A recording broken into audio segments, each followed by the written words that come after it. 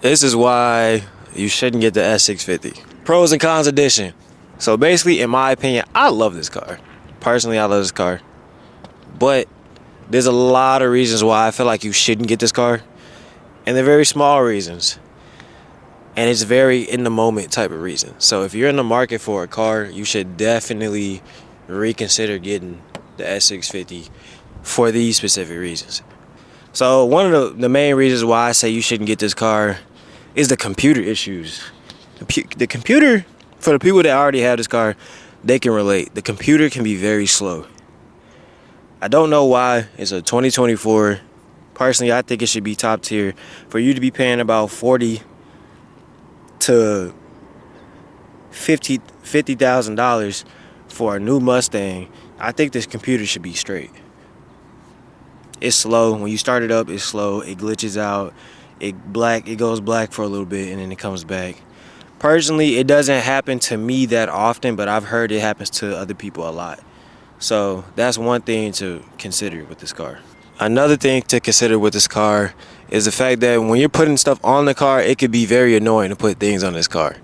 They make it almost they make it the most irritating way to get parts in this car. I have a spoiler on the back, and it wasn't hard to put on. It was just annoying to put on. You know what I mean? It's not necessarily hard. It's annoying. I feel like they purposely go out of their way to make you go to the factory to get it put on. I got springs on my car. They have so many different size bolts. And I know that may just be a car thing, but personally, I feel like it was intentional. It was just annoying. I spent almost a whole day trying to figure out what bolts I needed, how I need to do this, just to get it off. And maybe that's just part of the experience. But personally, I feel like they could have made it a little easier to put some springs on there. Another reason I'd say that this car, which is probably the biggest elephant in the room, is the tuning. The tuning on this car, you can't tune it unless you get a supercharger, and that's about $9,000 to $10,000 for a supercharger, maybe 12 after tax.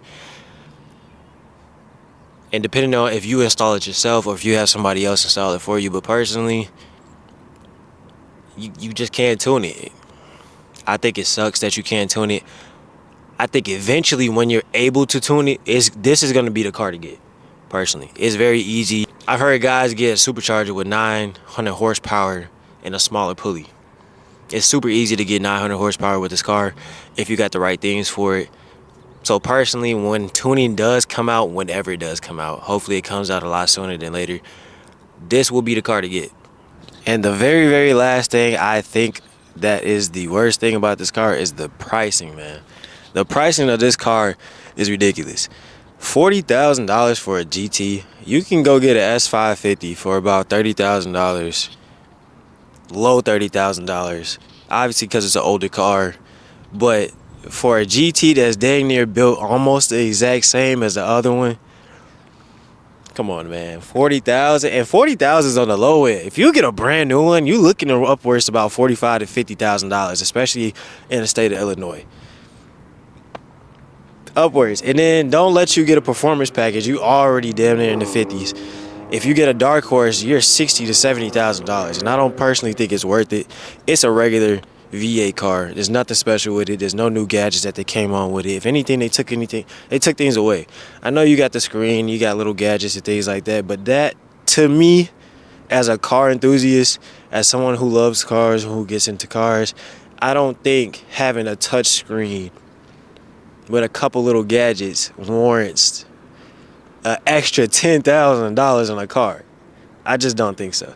Now, when tuning comes out and we're able to see what this car could really do, maybe it might be worth the $40,000. You know what I'm saying? I know the market's gone up, and I know that's a part of life, but if you're in the car market right now and you're looking for a GT, personally, I would go with the S550. Well, I went for the S650 because I love the way the car is, personally, and I think it has potential. But if you want a car right now for a lower price, S550 is the way to go. You can tune it, you can do whatever you want to it. It's fast, it's nice, it looks good. You can make it look even better with the cosmetics and things like that. But I'm playing the long game. In the long game, I think this car would be the car to have, personally.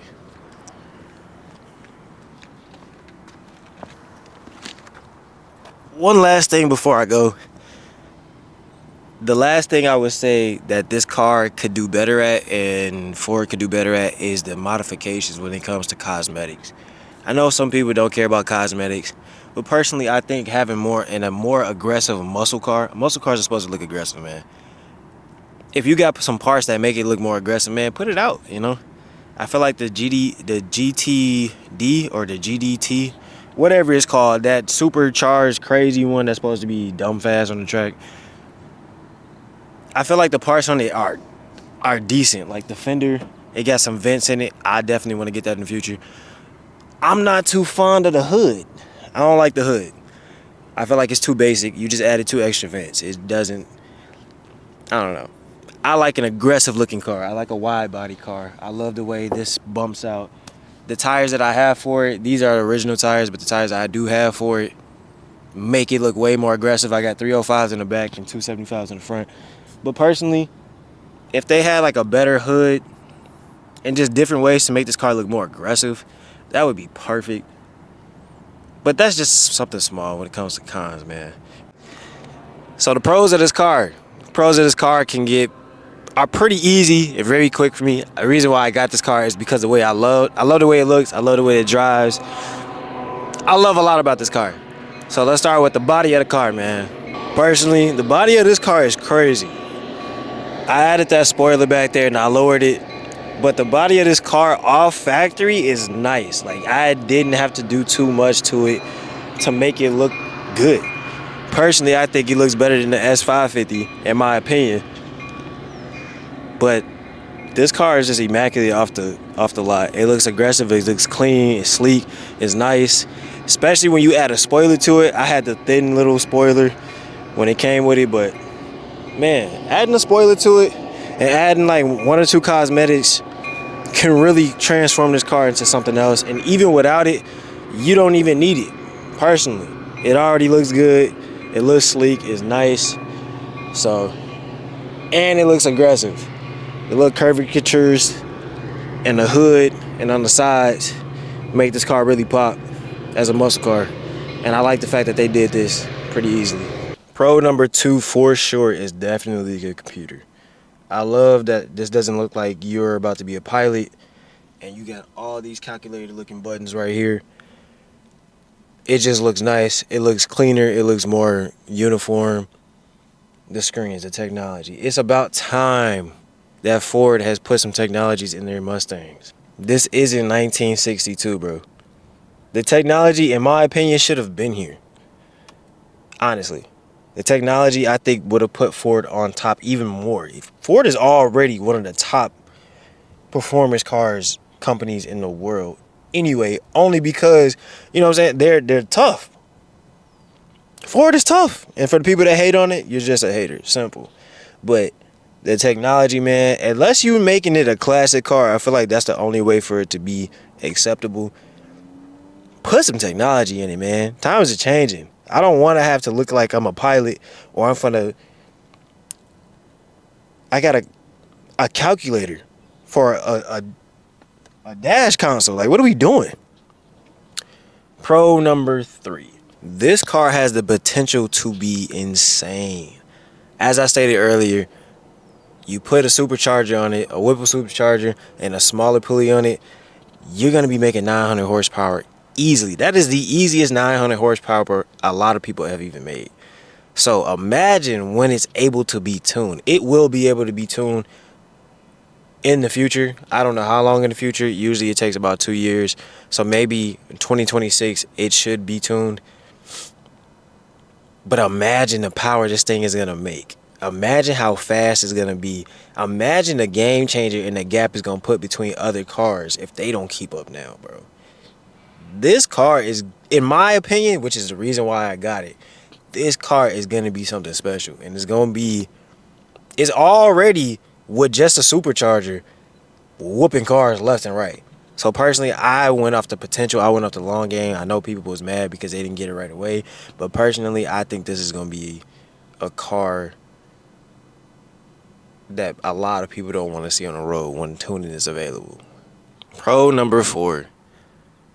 The fact that this thing is easy to control. I don't know if the S550 was hard to control or if it was a little different. But personally, I haven't had many issues with this car.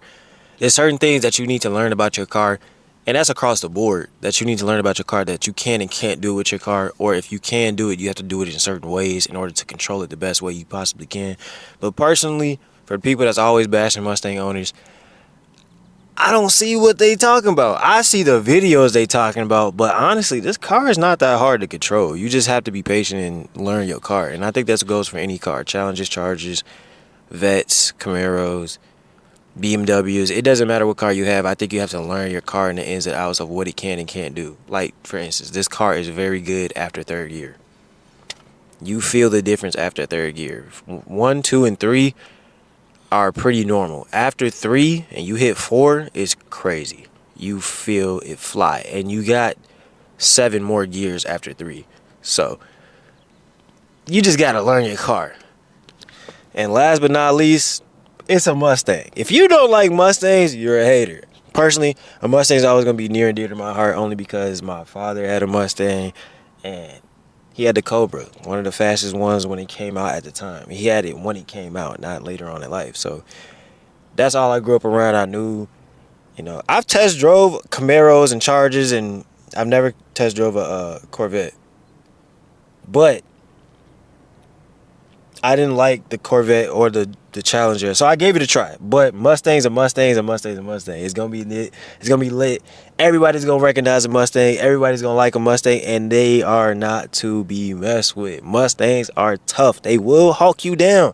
So do not think because I got a 6.2 liter, that don't mean nothing. This Mustang is light and it's fast and it's gonna hawk you down. So with that being said, Mustang. The pro is it's a Mustang. Simple. If you would like this video, comment, like, subscribe. Tell me what y'all want to see with this car and what y'all think I should do with this car in the future, because I plan on taking this S650 to a different level. I feel like people fell short with this car, and there's a lot you could do with it besides putting mechanics on it. So let's get to that. I'm out.